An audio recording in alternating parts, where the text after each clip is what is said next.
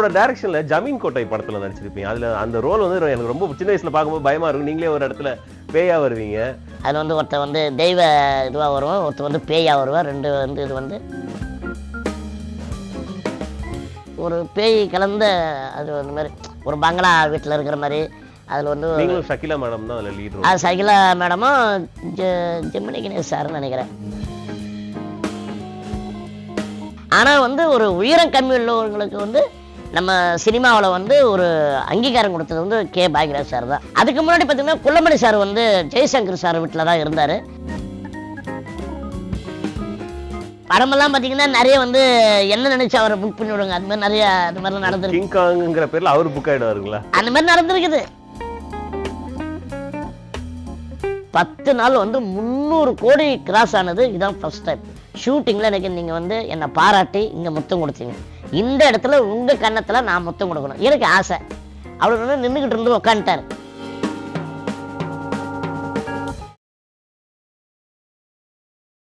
Welcome to அப்பா media. இன்னைக்கு நம்மளோட திரை வெளிச்சம் நிகழ்ச்சியில் கலந்துக்கிறதுக்காக நடிகர் கிங்காங் அண்ணன் தான் வந்திருக்காரு. வாங்க அவரை வரவேற்கலாம். வணக்கம் தான். வணக்கம் சார். எப்படி இருக்கீங்க? நல்லா இருக்கேன். நீங்கள் எப்படி இருக்கீங்க? ரொம்ப நல்லா இருக்கேன். நீங்கள் கேட்டதே மகிழ்ச்சி. ஆக்சுவலாக இதுக்கு முன்னாடி நிறைய நகைச்சுவை நடிகர்கள் வந்து இங்கே பேட்டி கொடுத்தாங்க. அவங்க பேட்டிகளில் நான் தான் எடிட் பண்ணேன். ஸோ அதுலேருந்து உங்களை பார்க்கணுன்னு ரொம்ப ஆவலாக இருந்தேன். ஏன் சொல்லுங்க? தெரியலங்களே. ஏன்னா வந்தவங்களில் நிறைய பேர் வந்து உங்களை பற்றி தான் சொன்னாங்க. மெயினாக அதில் பல பேர்கிட்ட கேட்கப்பட்ட கேள்வி என்னன்னா, இப்போ வந்து வடிவேலு சாரும் விவேக் சாரும் இப்போ கரண்ட்ல இல்லாததுனால என்ன பண்ணுறீங்க, எத்தனை படங்கள் நடிக்கிறீங்க அப்படின்னு கேட்கும்போது கிங்காங் அண்ணா தான் வந்து எங்களை நிறைய நிகழ்ச்சிகளுக்கு கூட்டு போவார். ஸோ அவர் மூலயமா எங்களுக்கு மாதம் மாதம் வருமானம் வரும் அப்படின்னு சொன்னார். ஸோ அதுலேருந்தே உங்களை பார்க்கணுன்னு ஒரு ஆர்வம். அதை பற்றி சொல்லுங்கள் சார். அப்பா மீடியாவில் வந்து நிறைய பேட்டிலாம் நான் பார்த்துருக்கேன். நீங்கள் கேட்ட கேள்விக்கு வந்து எப்படின்னா, நம்ம எல்லா நடிகரும் வந்து இந்த மாதிரி ப்ரோக்ராம்லாம் சொல்கிறாங்க அப்படின்னா அப்படிலாம் இல்லை. அவங்களும் ப்ரோக்ராம் சொன்னாங்கன்னா எங்களை சொல்லுவாங்க, நானும் ப்ரோக்ராம் பண்ணோன்னா அவங்கள சொல்லுவேன். இப்போ ஒரு நிகழ்ச்சிக்கு வந்து என்னை கூப்பிட்றாங்கன்னா அவங்க வந்து கேட்பாங்க பார்ட்டிக்காரங்க, சார் உங்கள் கூட நடிகைக்கெல்லாம் வருவாங்களா அப்படின்னு இருக்காங்க சார். எல்லாமே வடிவேல் சாருடைய குரூப் இருக்காங்க, விவேக் சார் கூட பண்ணவங்க இருக்காங்க, எல்லாமே வந்து இருக்காங்க ஆர்டிஸ்ட்டு. நான் வந்து உங்களுக்கு ஃபோட்டோ அனுப்புகிறேன், உங்களுக்கு பார்த்து நீங்கள் என்னென்னு சொல்லுங்கள் அப்படின்னுவேன். அதே மாதிரி நான் எல்லா ஃபோட்டோ அனுப்பேன். அவங்க செலக்ஷன் பண்ணுவாங்க, இந்த ஆர்டிஸ்ட் வேணும் இந்த ஆர்டிஸ்ட் வேணும். அதே மாதிரி அவங்கள இது பண்ணுவேன். அந்த மாதிரி தான் நிறைய அந்த மாதிரி நம்ம நிகழ்ச்சியெல்லாம் போகிறேன். ஆனால் பாவலட்சுமண சார் நான் ஒரு நம்ம இதில் அப்பா மீடியாவில் நான் பார்த்தேன். அவர் நம்ம மேலே இருக்கிற ஒரு அன்பு பாசத்தில் அப்படி சொல்லியிருக்காரு. அப்படிலாம் கிடையாது.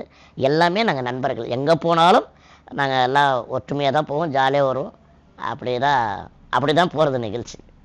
வெளிநாடுகள்லாம் போயிருப்பீங்க கண்டிப்பா. சுமாரா எத்தனை நாடுகள் சார் போயிருப்பீங்க? வெளிநாடு பார்த்தீங்கன்னா கிட்டத்தட்ட நிறைய ரொம்ப வெளிநாடெல்லாம் கிடையாது. ஒரு 10 நாடு அப்படி போயிருப்பேன். சிங்கப்பூர், மலேசியா, இலங்கை, இந்த மாதிரிலாம் நிறைய போயிருக்கேன். அதை தாண்டி பெரிய பெரிய நாடெல்லாம் போகணுன்னு ஒரு ஆசையாக இருந்தது. அந்த டைமில் வாய்ப்புகள்லாம் வந்தது. அப்போ போக முடியாத ஒரு சூழ்நிலை. ஆனால் இப்போ போகணுன்னு நினைக்கிறேன், ஆனால் முடியல. அமெரிக்கா, லண்டனு, கனடா, சுவிட்சர்லாந்து, அந்த மாதிரி பெரிய பெரிய நாடெல்லாம் போகணும் அப்படின்னு ஒரு ஆசை. பார்ப்பேன். போக முடியாததுக்கு காரணம் அந்த கூப்பிட்றவங்க கம்மியாயிட்டாங்களா? கம்மியாயிட்டாங்கனால இப்போ எல்லாமே வேறு. இப்போ வந்து இப்போ பார்த்தீங்கன்னா சோஷியல் மீடியா வந்து இப்போ டிவி சோஷியல் மீடியாவில் வந்து வேறு லெவலுக்கு போயாச்சு. இப்போ எல்லாம் பார்த்திங்கன்னா இப்போ சின்னத்திரை ஆர்டிஸ்ட்டாக இப்போ பயங்கரமாக இப்போ வந்து போயிட்டுருக்காங்க. அதனால் வந்து இப்போ அந்த மாதிரி போயிட்டுருக்கு. பார்ப்போம் எப்படின்னு. ஓகே. நீங்கள் உங்களுடைய படங்கள் யோசித்து பார்த்தாலே உங்கள் கதாபாத்திரங்கள்லாம் அப்படியே நினைவில் நிற்குது. நீங்கள் அறிமுகமானது வந்து ஊரை தெரிஞ்சுக்கிட்டேன் கலைப்புலி ஜி சேகரன் அவர்கள் தான் உங்களை அறிமுகப்படுத்தினார். கரெக்டு தானே? ஆமாம். ஓகே. அவரோட சொல்லுங்கள். அவரோட டைரக்ஷனில் ஜமீன் கோட்டை படத்தில் நடிச்சிருப்பீங்க. அதில் அந்த ரோல் வந்து எனக்கு ரொம்ப சின்ன வயசில் பார்க்கும்போது பயமாக இருக்கும். நீங்களே ஒரு இடத்துல பேயா வருவீங்க. ஸோ அந்த ஆரம்ப காலகட்டத்தில் எப்படி, அதை பற்றின உங்களோட அனுபவம்?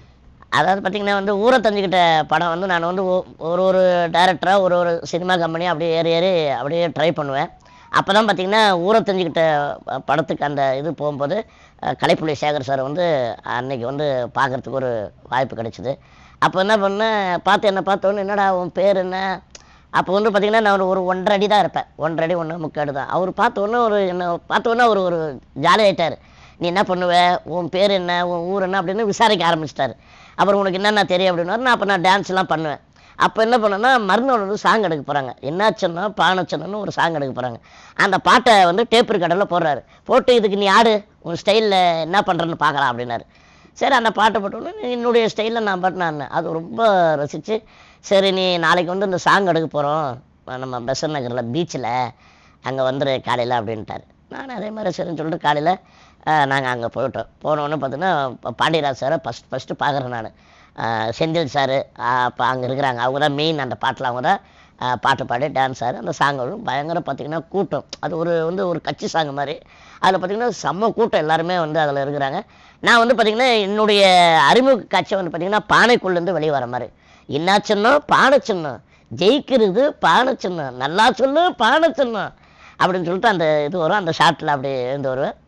அது வந்து அப்படி கொடுத்தாரு. அதுக்கப்புறம் பார்த்திங்கன்னா அந்த படம் கிட்டத்தட்ட பார்த்திங்கன்னா ஒரு 60% அந்த படம் முடிஞ்சிச்சு.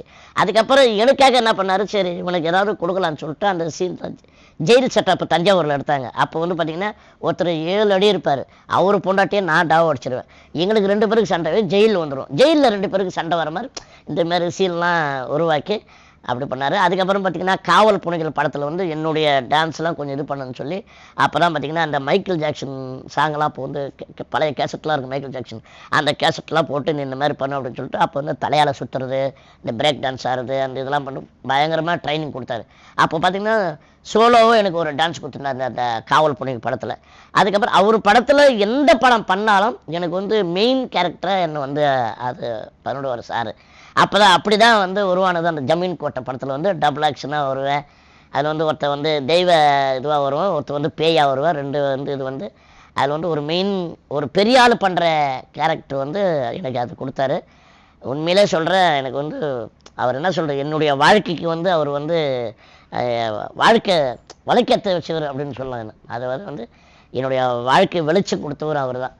அதனால் வந்து என்னென்னைக்குமே நான் வந்து எந்த ஒரு ஷூட்டிங் போனாலும் சரி, எந்த ஒரு மேடை போனாலும் சரி, அவரை நினச்சிக்கிட்டு தான் நான் எந்த வேலையை தொடங்கும். ஏன்னா என்னுடைய குருநாதர் இல்லை. அதனால் வந்து அவர் எல்லாமே இது அதே மாதிரி பார்த்திங்கன்னா சில விஷயங்கள்லாம் சொல்லுவார். அதாவது பார்த்திங்கன்னா இந்த மாதிரி ஒரு கம்பெனிக்கு போனால் இப்படி நடந்துக்கணும், இப்படி பேசணும், பெரிய ஆளுங்களை பார்த்தா இப்படி மரியாதை கொடுக்கணும். அதாவது வாழ்க்கையில் நல்ல வழிகளாக வந்து சில விஷயங்களாக அது வந்து அவர் வந்து எனக்கு சொன்னார். அதை வச்சு தான் நான் வந்து அப்படியே இன்னைக்கு இந்த நொடி வரைக்கும் நான் ஃபாலோ பண்ணிக்கிட்டு இருக்கேன். எனக்கு அவர் குருவாக கிடைச்சது கடவுள் கொடுத்த கிஃப்ட்டுன்னு கூட நான் இந்த அப்பா மீடியாவில் சொல்கிறதுல எனக்கு பெருமையாக இருக்குது. இப்போது அந்த இதில் முந்தானை முடிச்சு படத்தில் தவக்கலை அவருலாம் நடிச்சிருப்பாரு, நீங்கள்லாம் ஒரே காலகட்டத்தில் வந்தீங்களா?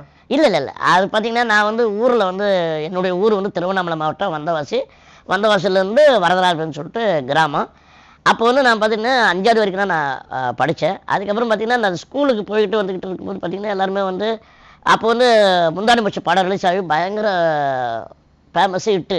அப்போ வந்து ஒரு குள்ளமாக அதில் நினச்சிருக்காரு. அதனால என்னன்னா தவக்கலை அந்த படத்தில் வந்து அந்த பேர் சொல்லி யார் குள்ளமாக இருந்தாலும் தவக்கலைன்னுவாங்க. அப்போ நம்ம எல்லாம் போகிறவங்களும் வந்து தவக்கலை மாதிரி தவக்கலை மாதிரி அப்படின்னு சொல்லிட்டு நம்மளை அந்த மாதிரி சொல்லி இது பண்ணுவாங்க. அப்போ எல்லாம் வந்து சொந்த பந்தம்லாம் என்ன சொல்லுவாங்க, நீ சினிமாவுக்கு போனீங்கன்னா உனக்கு வந்து கண்டிப்பாக உனக்கு வந்து வாய்ப்பு கொடுக்கும், ஏன்னா உன் வயிற்றில் ஒருத்தர் நடிச்சிருக்காரு, அதனால் வந்து நீ சினிமாவுக்கு போனீங்கன்னா கண்டிப்பாக உனக்கு வாய்ப்பு கிடைக்கும் அப்படின்னு சொல்லிட்டு அங்கே பார்க்குறவங்க சொந்த பந்த நண்பர்கள் எல்லாருமே சொல்லுவாங்க. அது மட்டும் இல்லாமல் பார்த்தீங்கன்னா எங்கள் ஊர் பக்கத்து ஊரில் வந்து சுப்பிரமணியன் சொல்லிட்டு ஒருத்தர் வந்து நாடக கம்பெனி வச்சுருந்தார். அவர் வந்து என்னை பார்த்தாருன்னா, நாடகம் வரையா, நீ வந்து பப்புனா நடிக்கிறியா அப்படின்னு சொல்லிட்டு என்ன கேட்பார். நான் அப்போ வந்து சொன்னேன், இல்லைங்க நான் எங்கேயே தனியாக வரமாட்டேன், எனக்கு பயமாக இருக்கும், அதனால் வரமாட்டேன். அப்படி எங்கள் அம்மாவும் எங்கள் அப்பாவும் வேணா கேளுங்க, அவங்க அனுப்புனாங்கன்னா நான் கண்டிப்பாக வரேன் அப்படின்ற மாதிரி சொன்னேன். அதுக்கப்புறம் சரி நான் வந்து கேட்குறேன்னு சொல்லிட்டு அப்போ இந்த சுப்பிரமணியன்றவரை நாடக கம்பெனி வச்சுருக்கு. அவர் வந்து எங்கள் அப்பாக்கிட்ட எங்கள் அம்மாக்கிட்ட வந்து இந்த மாதிரி உங்கள் பையனை அனுப்புங்க, நாடகத்துக்கு நான் கூப்பிட்டு போகிறேன், பபூன் வேஷமாக அதில் பண்ணாருன்னா ஏதோ நாங்கள் வந்து சம்பளம் கொடுப்போம், ஒரு மாதத்தில் ஒரு 10 நாள் 15 நாள் அப்படியே போனோன்னா ஒரு குடும்பத்துக்கு ஒரு இதுவாக இருக்கும், செலவுக்கு யூஸ் ஆகும் அப்படின்ற மாதிரி சொன்னார். அதுக்கப்புறம் எங்கள் அம்மாலாம் வந்து அனுப்புனாங்க. நானும் போனேன், நாடகத்துக்கெலாம் போனேன். அப்போது ஒரு இரவு நைட்டு ஒரு 9 மணிக்கு 10 மணிக்கு ஆரம்பிச்சாங்கன்னா விடிய காலையில் 5:30 6 மணி வரைக்கும் அந்த நாடகம் நடக்கும். அது ஃபுல்லாகவே இருக்கும். அப்போ பார்த்திங்கன்னா அந்த ஒரு இரவு நாடகம் நான் போயிட்டு வந்தேன்னா எனக்கு சம்பளம் வந்து 5 ரூபாய். அதை வச்சு என்னுடைய ஃபேமிலியை அந்த காலகட்டத்தில் அது உதவியாக இருந்துச்சு. 90களோட தொடக்கத்தில் இல்லை 80 80களில் நான் சொல்கிறது வந்து 84 85. ஓகே. அப்போ அந்த ஆரம்பிச்சது. அதுக்கப்புறம் தான் சரின்னு சொல்லிட்டு சரி எல்லாருமே வந்து சினிமாவுக்கு போகலாம்னா அதுக்கு வந்து ரூட்டு எப்படி போகிறது அப்படின்னு எனக்கு கொஞ்சம் கஷ்டமாக இருந்தது. அப்போ நான் எங்கள் அக்கா வீட்டுக்காரர் சொல்லி அவர் வந்து இங்கே அவங்க சொந்தக்காரர் அவங்க வீட்டில் இருந்து அப்படி அப்படியே கொஞ்சம் அப்படியே ட்ரை பண்ணித்தான் அப்புறம் கலைப்புலி சேகர் சார் பார்க்கறதுக்கு அப்படி ஒரு அறிமுகம் கிடைச்சது. இப்போ என்னென்ன படங்கள்லாம் பண்ணியிருக்கீங்க? இப்போ வந்து பார்த்தீங்கன்னா ராஜா கிளி, கிராக்கி, காக்கா, அப்புறம் வேற அப்படியே பல படங்கள்லாம் அப்படியே போயிட்டு இருக்கு. ராஜா கிளினா இவர் தம்பி ராமையா சார். தம்பி ராமையா சார் வந்து அது கதையின் நாயகனா பண்றாரு. அவருடைய பையனா வந்து உமாபதி அவர் தான் இயக்குனர். அந்த படத்தில் பார்த்தீங்கன்னா சமுத்திரக்கனி சார் வந்து அதில் பண்ணியிருக்காங்க. அதில் வந்து 2 அசிஸ்டண்டாக வரும். அதில் நானும் நம்ம அம்பானி சங்கர். இந்த சுடுகாட்டு நகைச்சுவையில் அதோட தொடர்ச்சிங்களா? அது தொடர்ச்சிலாம் கிடையாது, அந்த ஸ்டைலில். சரி சரி. அதனால வந்து அதில் ஃபுல்லாக அப்படியே வருவோம் 2 பேருமே வந்து கலாட்டம் பண்ண பிறகு இது பண்ணுவார். நல்லாயிருக்கும், சும்மா ஜாலியாக அப்படியே காமெடி இருக்கும், சீரியஸ் இருக்கும். அந்த படம் நல்லா நல்லா பண்ணியிருக்காங்க, சூப்பராக வந்திருக்கு. ஒரு விஷயம் உங்களை பற்றி படித்தேன், இது எந்த அளவுக்கு உண்மைன்னு தெரியல. ஒன்னரு குள்ளன் அப்படிங்கிற ஒரு படத்தில் வந்து நீங்கள் நடிக்க ஒப்பந்தமானீங்களா? ஆமாம், ஒன்னரை குள்ளன் சொல்லிட்டு ஒன்னரை கள்ளன். ஆமாம், ஒன்னரை கள்ளன். ஆமாம், ஒன்னரை கள்ளன் தான் அது வந்து வந்தது. அது பார்த்திங்கன்னா மலையாளத்தில் வந்து அந்த டைரக்டர் வந்து பூஜைலாம் போட்டு எல்லாமே இது பண்ணாங்க. அது ஏதோ டைரக்டருக்கும் அந்த தயாரிப்பாளருக்கும் ஏதோ அவங்களுக்குள்ள ஒரு சின்ன பிரச்சனை வந்தது, அதனால் கொஞ்சம் அது ட்ராப் ஆகிடுச்சு. ஆனால் அந்த வந்து ஒரு ஒரு பேய் கலந்த அது அந்த மாதிரி ஒரு பங்களா வீட்டில் இருக்கிற மாதிரி அதில் வந்து ஷகிலா மேடம் தான் அதில் லீடர். அது ஷகிலா மேடமும் ஜெமினி கணேஷ் சார்னு நினைக்கிறேன். ஜெமினி கணேஷ் சார் அப்படி ஏதோ அப்போ தொடங்கப்பட்ட. ஆமாம், அது தொடங்கப்பட்டது. அப்போ அப்படி அந்த மாதிரி இருந்துச்சு. ஆனால் வந்து அது இருந்திருந்தால் நல்லா இருந்திருக்கும். சார், இப்போ தவக்கலை அவரை பற்றி பேசணும். ஸோ அவர் தான் உங்களுக்கு சீனியர் இல்லைங்களா? தவக்கலை சார் நம்ம குள்ளமணி சார். Okay okay. ஏன்னா கர்நாடகாரன் படத்தில். ஆமாம், ஃபஸ்ட்டு வந்து முந்தாண்டு முடிச்சுக்கு அப்புறம் வந்து பார்த்தீங்கன்னா அந்த அந்த உயரம் கம்மி உள்ளவங்களுக்கு அங்கீகாரம் வந்ததே வந்து அந்த முன்னாடி முடிச்சு படத்துக்கு அப்புறம் தான். நம்ம பாகிராஜ் சார் வந்து அந்த உயரம் கம்மி உள்ளவர்களுக்கு வந்து அதுக்கு முன்னே பார்த்தீங்கன்னா அந்த குள்ளாருன்னுவாங்க, ஒரு கேவலமாக பேசுவாங்க, இது பண்ணுவாங்க. ஆனால் வந்து ஒரு உயரம் கம்மி உள்ளவர்களுக்கு வந்து நம்ம சினிமாவில் வந்து ஒரு அங்கீகாரம் கொடுத்தது வந்து கே பாகிராஜ் சார் தான். அந்த இது பண்ணு பார்த்தீங்கன்னா அந்த படம் வந்த பிறகு தவக்கலை சார் வந்து பயங்கர தமிழ், தெலுங்கு, ஹிந்தி எல்லாம் பயங்கர ஃபேமஸாக இருந்தார். அந்த மாதிரி அவரை பற்றி நிறைய அவருடைய இதெல்லாம் சொல்லுவாங்க நிறைய. அதுக்கு முன்னாடி பார்த்திங்கன்னா குள்ளமணி சார் வந்து ஜெய்சங்கர் சார் வீட்டில் தான் இருந்தார். அவர் கூட உதவியாளராக கூட போவாராம் ஷூட்டிங்லாம் போகும்போது. அப்படியே போகும்போது அப்போ வந்து பார்த்திங்கன்னா அவர் ஃபுல்லாக வந்து ஜேம்ஸ் பாண்ட் படம் தான் பண்ணுவார் நம்ம ஜெய்சங்கர் சார். அப்போ பண்ணும்போது பார்த்திங்கன்னா வில்லன் கூட வந்து ஒரு 10 பேர் நிற்பாங்க, அடியாட்கள்லாம் அப்படி நிற்பாங்க. அப்போ வந்து ஜெய்சங்கர் சார் வந்து டைரக்டர் சொல்லுவார், ஏன்பா இந்த பையனை நிற்க வைப்பா கூட அப்படின்னு. அப்போ அந்த மாதிரி அந்த படமெல்லாம் அந்த வில்லன் கூட அப்படி வருவார் அந்த மாதிரி. அது பண்ணும்போது வந்து அப்படி அப்படியே சிறு சிறு படங்களாக வந்து அவரு கொஞ்சம் அப்படியே நிறைய படங்கள் பண்ண ஆரம்பிச்சிட்டாரு அந்த நம்ம குள்ளமணி சார். ஏன்னா நீங்கள் பேசும்போது சொன்னீங்க தவக்கலை அவர்களை பார்த்து தான் வந்து சினிமாவில் நடிக்கணும்னு ஒரு ஆசை வச்சு நிறைய பேர் ஊக்குவிச்சாங்கன்னு சொன்னீங்க.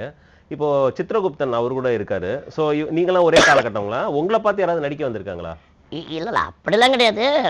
நம்ம சித்ரகுப்தன் சார் வந்து அவரும் அப்படியே நம்ம வந்த மாதிரி தான் அவரும் வந்திருப்பார்.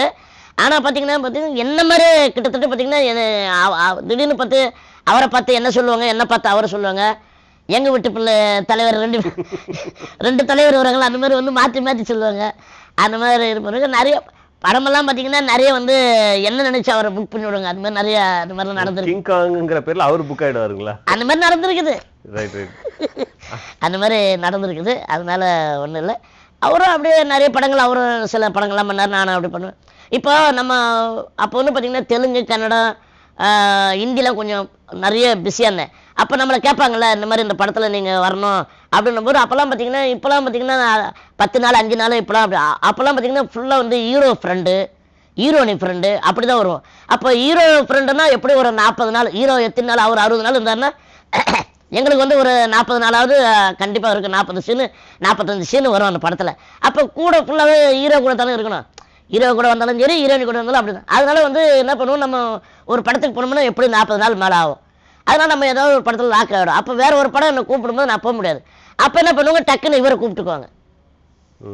அதனால் அந்த நேரத்தில் அவரும் கொஞ்சம் எனக்கு பதில் அவர் டபுள் ஆக்ஷன் மாதிரி அந்த கேப் அவர் ஃபுல்லாக பண்ணுவார். வேறு பாடி டபுள் மாதிரி. ஓகே.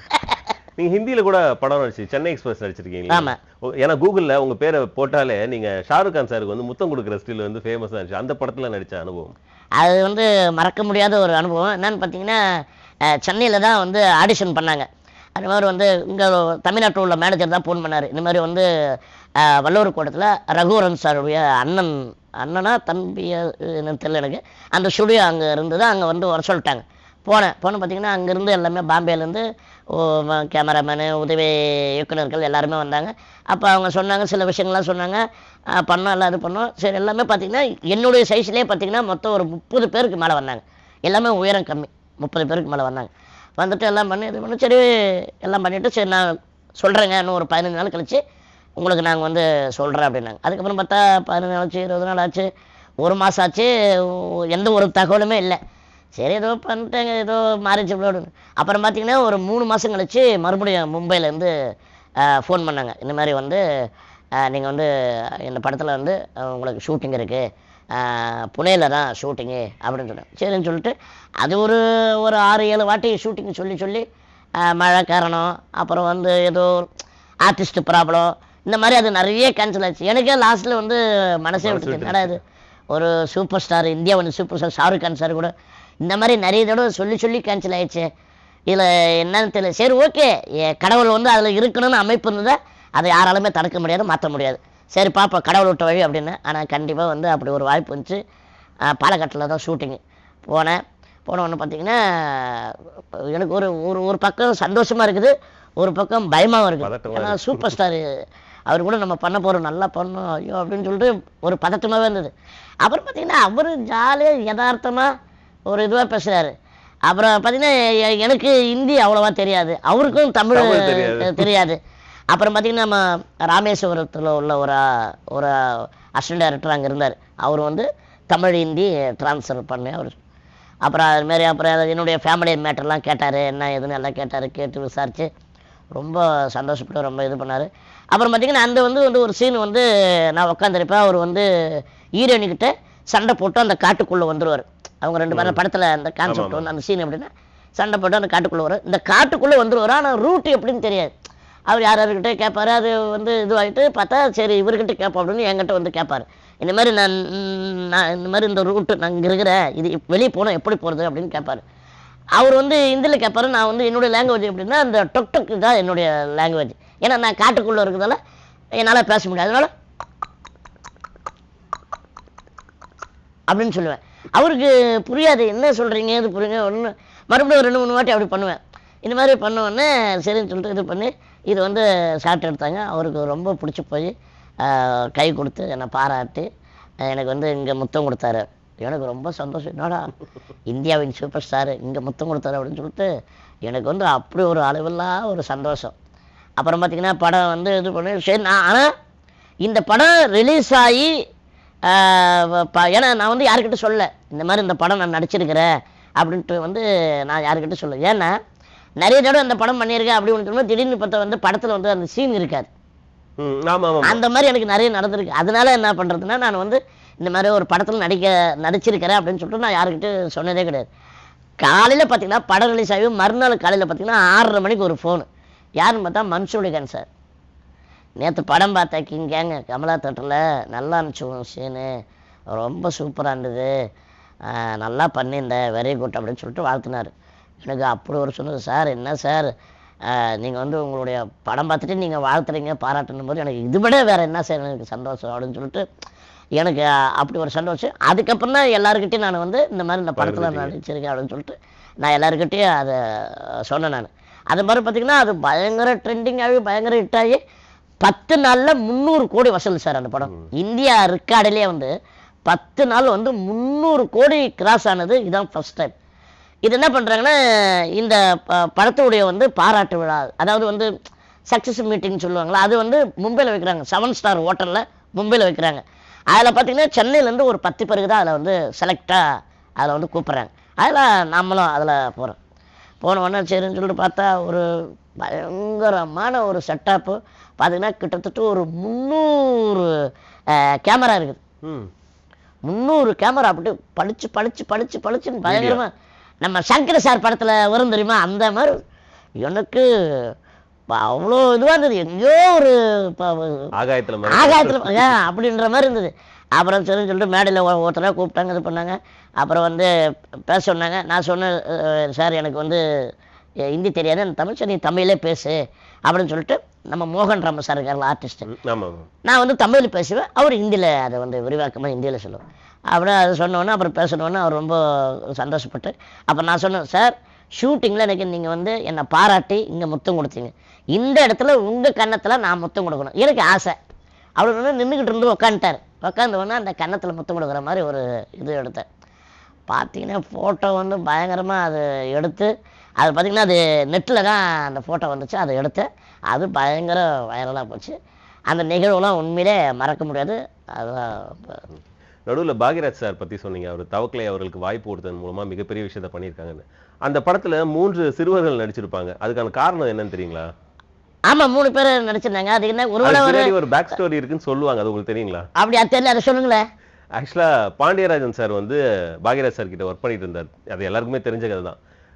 லிவிங்ஸ்டன், ஜி குமரன், இவங்க 3 பேருமே ஜிஎம் குமரன் மன்னிக்கணும், இவங்க 3 பேருமே பாக்யராஜ் சார் ஒர்க் பண்ணிட்டு இருக்கும்போது, இப்போ பாண்டியராஜன் சார் வந்து கன்னிராசி படம் பண்றதுக்காக வெளில வராரு. அப்போ இவங்க 2 பேருமே உங்க 2 பேரையும் நான் ரைட்டரா போடுறேன் அப்படின்னு சொன்னோன்னே பாக்யராஜ் சார் கிட்ட சொல்லாமலே அவங்க வந்துட்டுதா ஒரு செய்தி உண்டு.